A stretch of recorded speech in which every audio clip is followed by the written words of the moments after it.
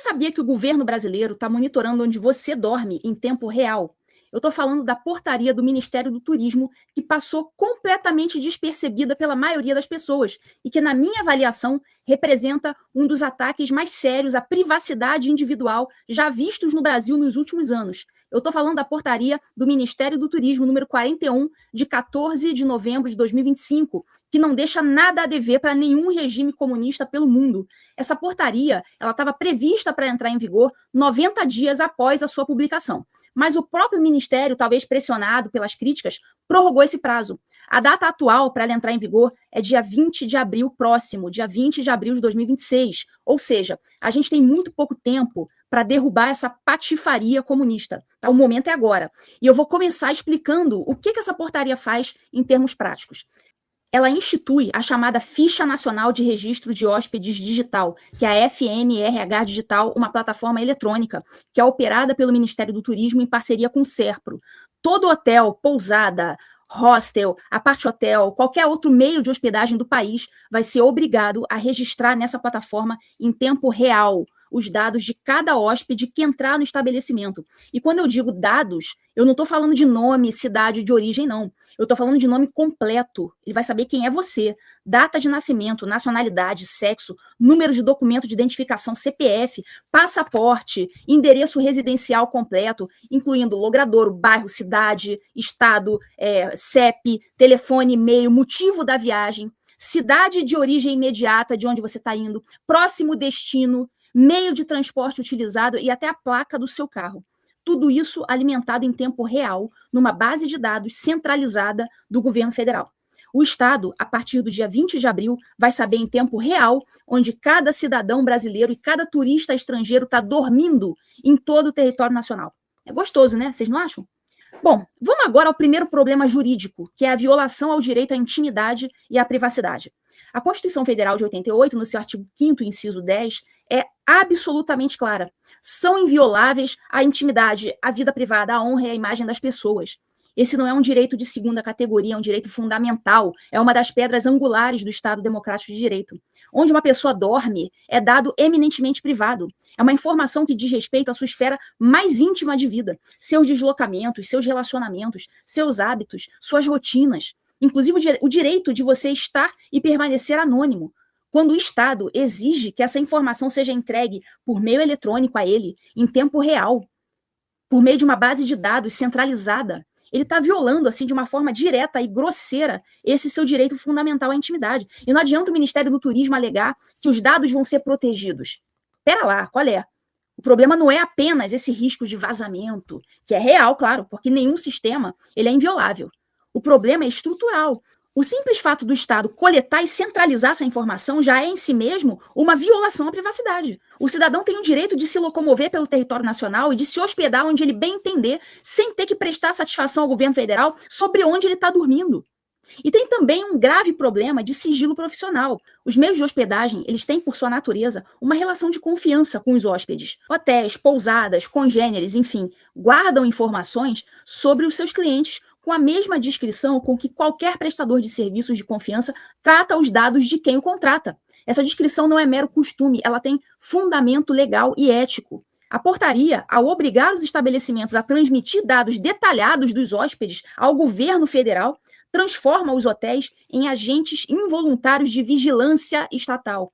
O empresário do setor passa a ser, na prática, um informante compulsório do Estado. Ele é obrigado a entregar ao governo informações que o seu cliente lhe confiou numa relação de natureza privada. Isso é uma subversão completa da lógica do direito privado. Isso é uma agressão ao sigilo, que permeia, claro, as relações comerciais hoteleiras.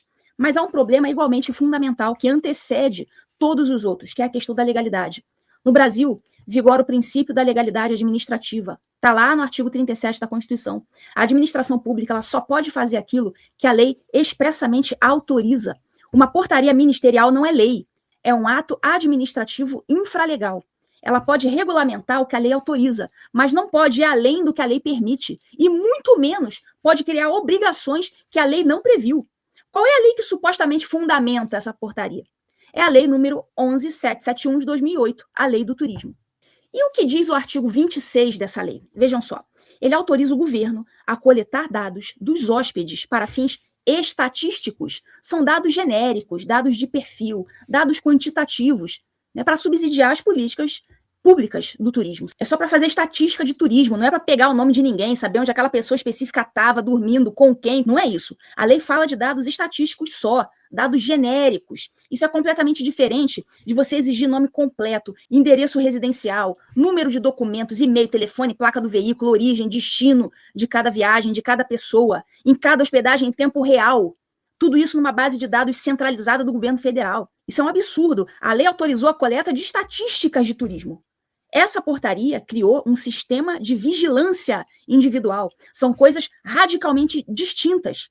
A portaria, ela extrapola, assim, de uma forma flagrante os limites da autorização legal que a fundamenta. Ela é, portanto, uma portaria ilegal. Não apenas inconstitucional, mas ilegal na sua origem. E é aqui que eu preciso ser muito direta com vocês, porque esse ponto é o mais importante de todos. Esse tipo de sistema é um cadastro estatal centralizado em tempo real, de onde cada cidadão está hospedado em todo o território nacional. Isso não é novidade na história da humanidade. A gente já viu isso antes, e não foi nada bonito, não. Esse é um modelo de vigilância característico dos regimes totalitários. Na União Soviética, os cidadãos eram obrigados a registrar os seus deslocamentos. Na China contemporânea, o Estado monitora em tempo real a localização e os deslocamentos da população. Em regimes autoritários ao redor do mundo, o controle sobre onde as pessoas dormem é uma ferramenta clássica de dominação e de vigilância política. Eu não estou fazendo aqui uma comparação leviana, eu estou apontando um fato histórico. Sistemas de registro compulsório e centralizado de hospedagem são instrumentos típicos de estados que não confiam nos seus cidadãos e que querem manter, sim, o controle sobre eles. Qual que é o interesse público legítimo que justifica que o governo federal saiba, em tempo real, que você está num hotel em Gramado, ou numa pousada em Alagoas, ou numa parte hotel em São Paulo? Nenhum, absolutamente nenhum, que justifica essa invasão. O turismo não precisa disso para funcionar. As estatísticas do turismo, desse setor de turismo, não precisam disso para ser produzidas. As políticas públicas de turismo não precisam disso. Dados agregados, né, e anonimizados, que já seriam suficientes para qualquer finalidade legítima de política pública, poderiam sim ser obtidos sem essa devassa na vida privada de cada brasileiro. A única razão para querer saber em tempo real onde cada pessoa específica está hospedada, é claro, é poder rastrear individualmente os deslocamentos dos cidadãos. E isso é vigilância estatal, vigilância totalitária, ponto final. Eu não vou atribuir intenções maliciosas a ninguém. Tá? É possível que os técnicos que desenharam esse sistema tenham até agido com boa fé, pensando em modernizar um sistema arcaico, né, de fichas de papel, enfim. Mas, né, vamos ser honestos, de boas intenções, o inferno está cheio. Boa intenção não torna um ato constitucional. E o resultado prático desse sistema, né, independentemente da intenção de quem o criou, o resultado prático é a construção de uma infraestrutura de vigilância estatal de deslocamentos que, se cair nas mãos erradas, meu amigo, vai ser usada, claro, para fins que nenhum cidadão livre, né, deveria aceitar. E o resultado prático desse sistema, independentemente da intenção de quem o criou, é, claro, a construção de uma infraestrutura de vigilância estatal de deslocamentos que, se cair nas mãos erradas, vai, claro, ser usada para fins que nenhum cidadão livre deveria aceitar. E nas mãos erradas, não é uma hipótese distante, não. Governos mudam, regimes mudam. Alguns conseguem ficar ainda piores do que já são. A infraestrutura de vigilância construída por um governo pode ser usada pelo próximo de formas que o primeiro jamais imaginou. Quem constrói um sistema de rastreamento de cidadãos entrega junto com ele o potencial de abuso para todos os governos que vierem depois. Então, bom, o que precisa acontecer? Essa portaria, claro, precisa ser combatida. E pode ser combatida de várias formas. O Congresso Nacional pode e deve agir nesse momento. Parlamentares que se preocupam com liberdade individual, com a Constituição, com os direitos fundamentais dos brasileiros, têm instrumentos para sustar essa portaria. Um decreto legislativo pode anular um ato normativo do Poder Executivo que exorbite do poder regulamentar. Essa é uma das funções do parlamento numa democracia, conter os excessos do Executivo. Essa é uma das funções. O Poder Judiciário também pode e deve ser acionado. Qualquer pessoa ou entidade com legitimidade para tanto pode questionar essa portaria perante os tribunais, né? Ação direta de inconstitucionalidade, mandados de segurança, ações civis públicas, ações populares, são só exemplos do que o cardápio jurídico oferece nesse momento. Os vícios são claros: violação ao artigo 5º, inciso 10 da Constituição, violação ao princípio da legalidade lá do artigo 37 da Constituição, extrapolação flagrante dos limites da lei que supostamente autoriza essa portaria. A OAB, né? Também junto com a Associação dos Hoteleiros, entidades de defesa dos direitos civis, cidadãos em geral, enfim, todos têm legitimidade, mais do que isso, têm o dever de se manifestar. E, acima de tudo, a sociedade civil precisa se informar e reagir. A gente está vivendo num tempo em que a erosão das liberdades individuais frequentemente acontece de forma silenciosa, por meio de portarias, decretos, regulamentos técnicos, que poucos leem e menos ainda o compreendem. O autoritarismo contemporâneo raramente chega com bota, chega com tanque. Ele chega com formulários digitais, plataformas governamentais, linguagem burocrática. Então, se você olhar assim, você nem desconfia.